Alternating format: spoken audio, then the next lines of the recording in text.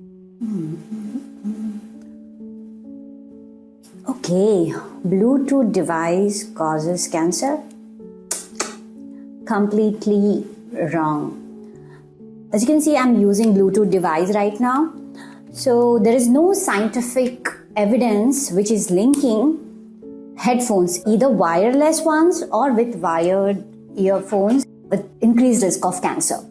So there are two schools of thought for and against the use of wireless headphones. The scientific evidence majorly comes from these 3-4 points. One, Bluetooth device use non-ionizing radiations. The radio frequency waves which they emit, they don't have enough energy to break the bond in your DNA and incite cancer. Second, the amount of radiation exposure by the Bluetooth devices is very, very less. It's actually 1/100th of what the mobile phone radio frequency waves can emit. Point number 3, despite of use of these earphones devices over a long period of time, there is no consistent association with brain tumors or head and neck cancers or leukemias.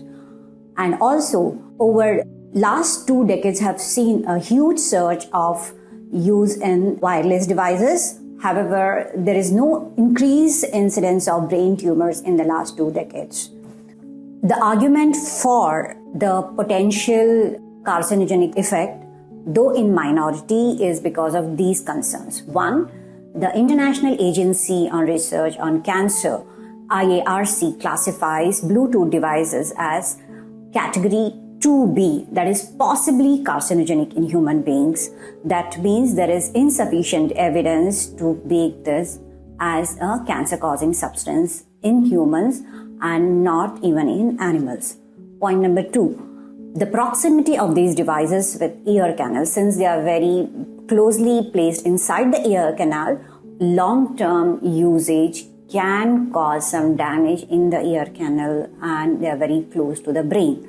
But this can lead to definitely deafness if you're using these wireless headphone devices with larger voltages and for longer duration of time. Point number 3, there was a recent study which showed that there is increased thyroid nodule prevalence with use of wireless Bluetooth device. What are the key recommendations and takeaways? 1, either wired or wireless.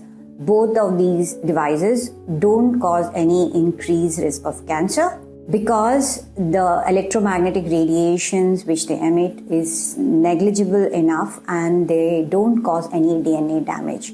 Point number 2, if you have any concern about increased risk, then you can reduce the exposure. 1, by reducing the daily usage of these devices.